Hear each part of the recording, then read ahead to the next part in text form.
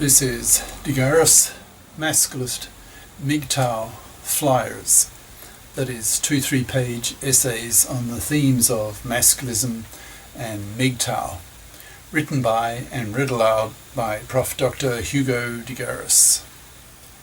This is flyer number 238, entitled "Can Women Fight Their Parasitic Nature?"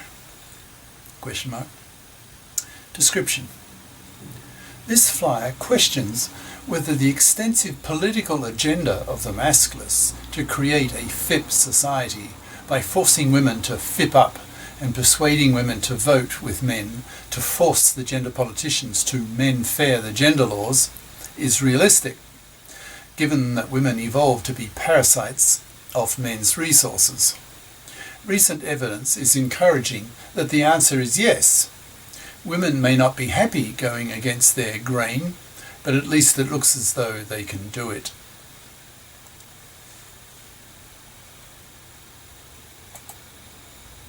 Flyer itself.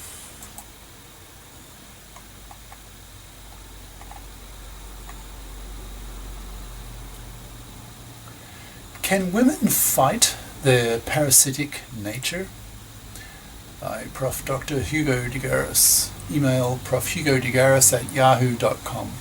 Website profhugodigaris.wordpress.com.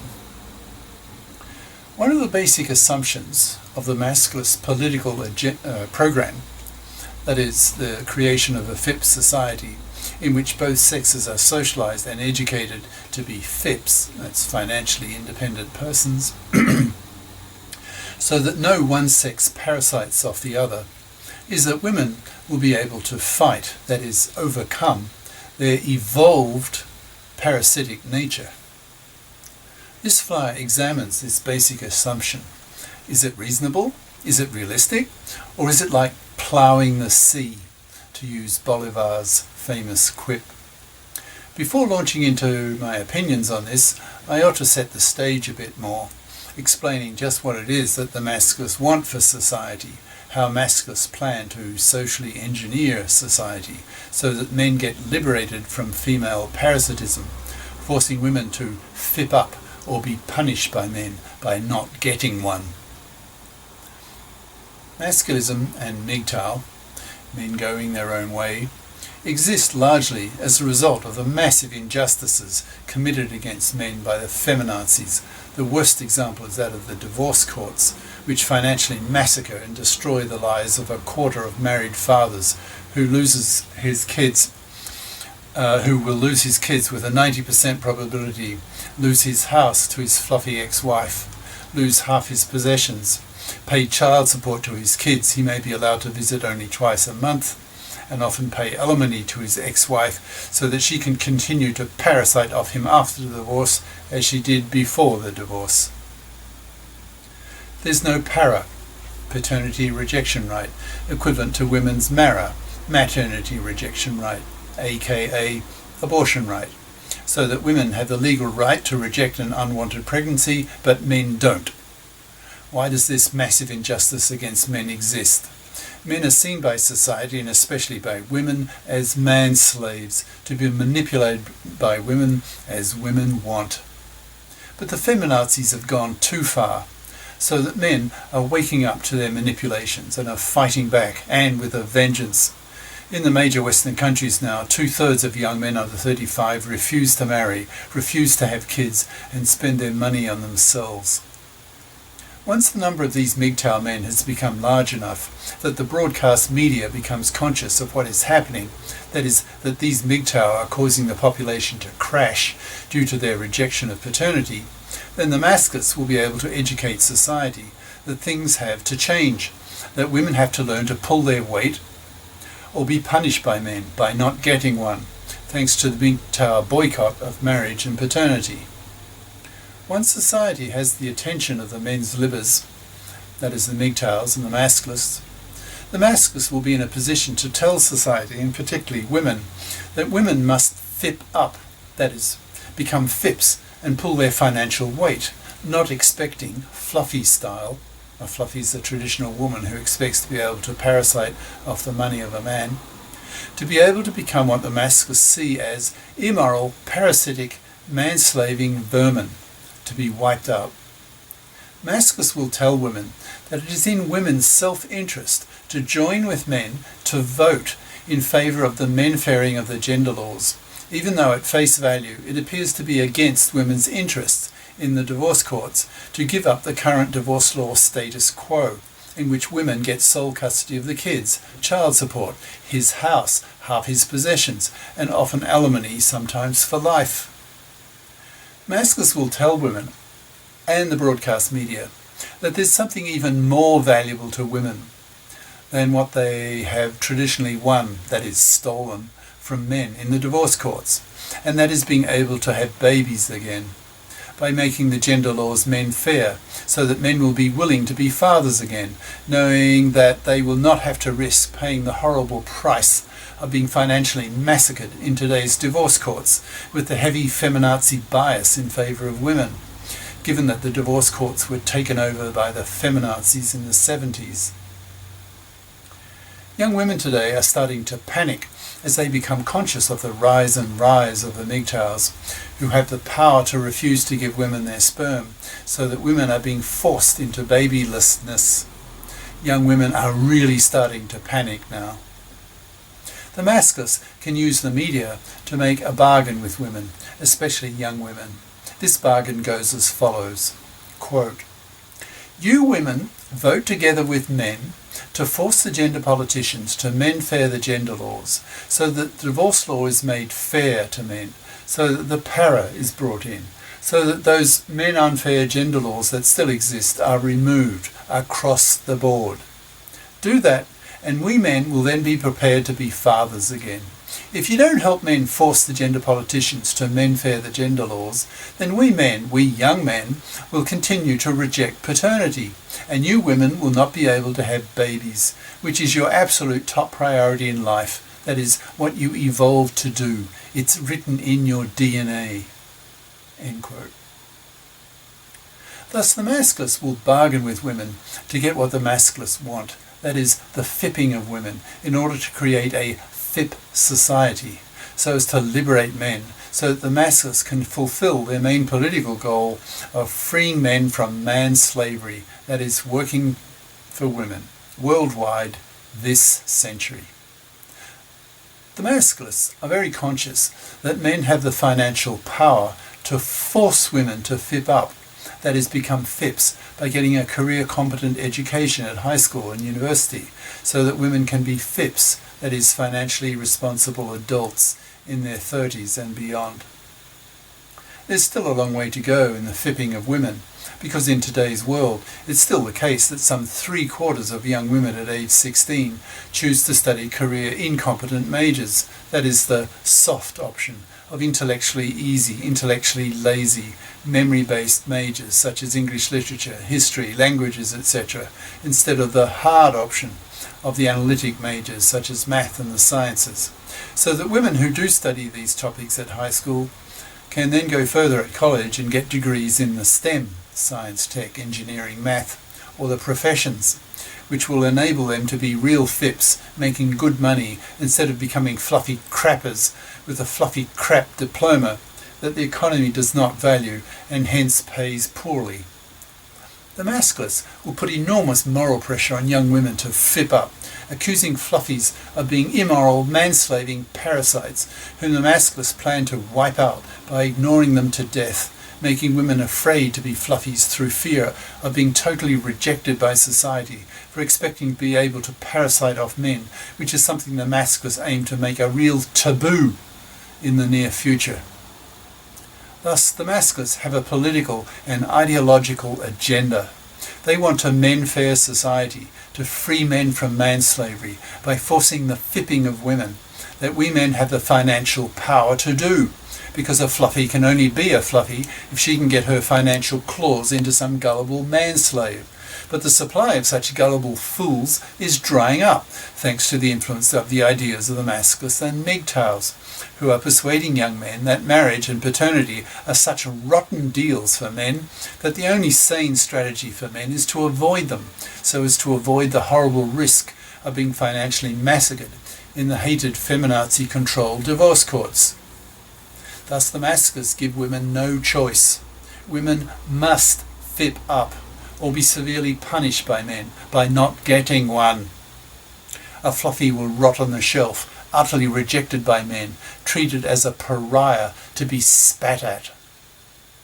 Once the masculists have the ear of the broadcast media, they can educate the public about what the masculist agenda is, and how the masculists plan to achieve it, as explained above, with the female masculists voting together with men to force the gender politicians to men-fair the gender laws, or women will continue to not be given men's sperm, so that women remain babyless and whole populations get wiped out. Men will win this battle. But there's a big question mark in all this, and that is, can women fight their own genetic parasitism? That is, can women overcome the way they evolved to be? That is, to be parasites of the money of men. Women have been parasites of men for the past few million years. Women evolved that way. The baby's head doubled in size over a mere million years, forcing women to give birth prematurely, so that the baby's head could continue to grow after the birth. But prematurely born babies are useless and require constant attention from the mother, which prevented women from hunting for days away from the home. Thus women became critically dependent for their survival on men, that is, on men's scarce male-hunted meat. To adapt to this new situation, women evolved to become prostitutes to men, bribing men with female sex for men's meat. Women's brains evolved to manipulate men, so that men could be persuaded, manipulated, bribed, nagged, coerced into giving women and their babies male-hunted meat. Thus it is in women's nature to be parasitic on men, to see men as objects to be manipulated, as sources for scarce male-hunted meat. Women don't love men, they love men's exploitability. If a man lost his ability to be a meat provider, then his woman would coldly, disloyally dump him quickly in favour of a more exploitable man whose penis she would accept for the sake of the survival of herself and her babies. Women evolved to be parasites on men, so how can the masculinist political agenda succeed if what the masculists want from women goes against women's evolved, genetically determined nature?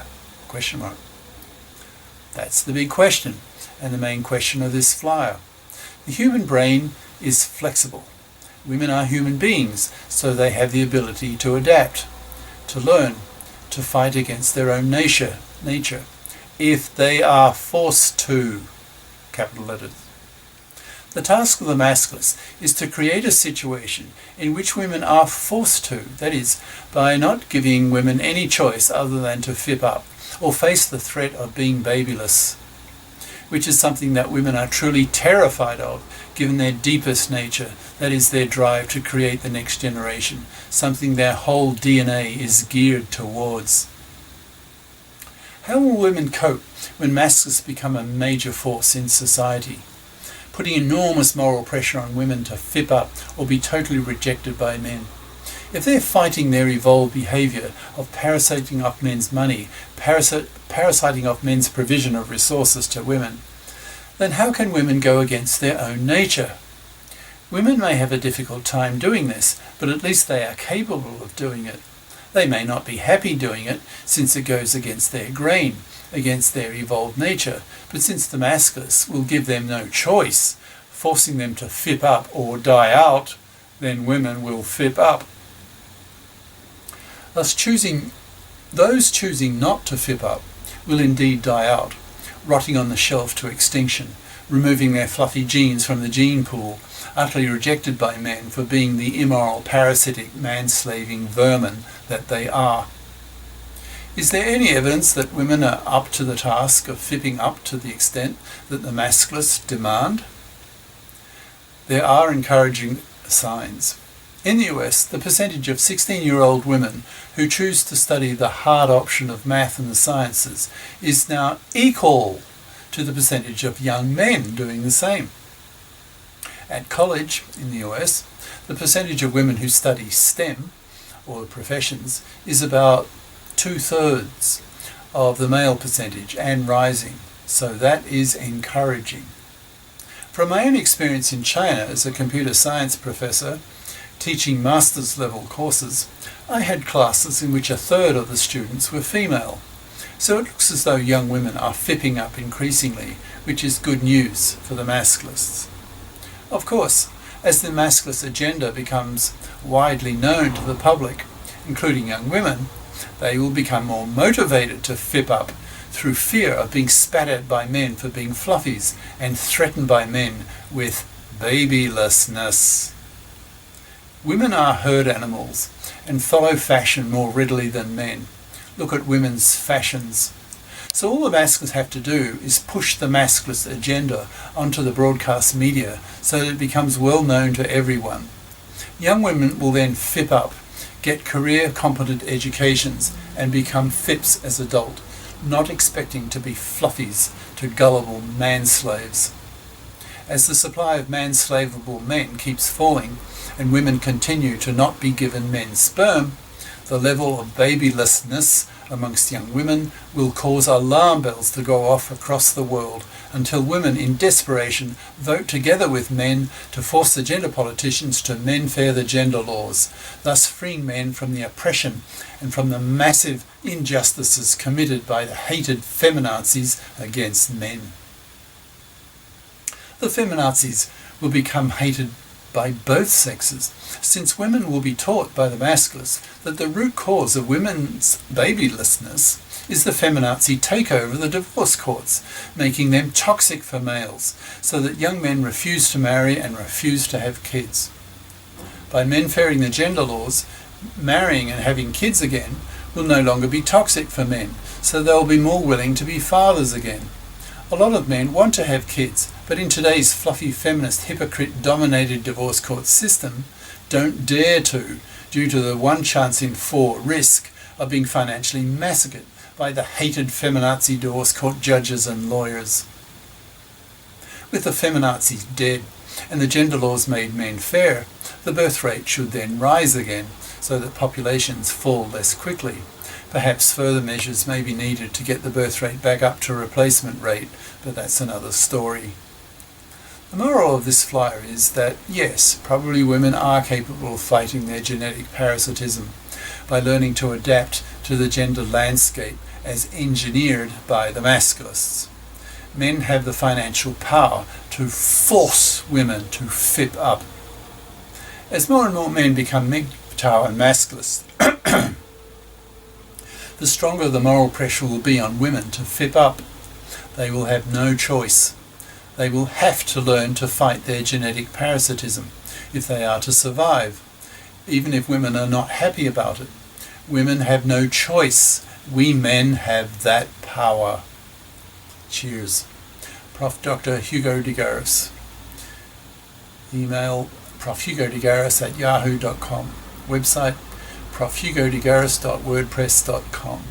YouTube channels De Garis Masculist MGTOW Flyers and De Garis Essays. Ciao.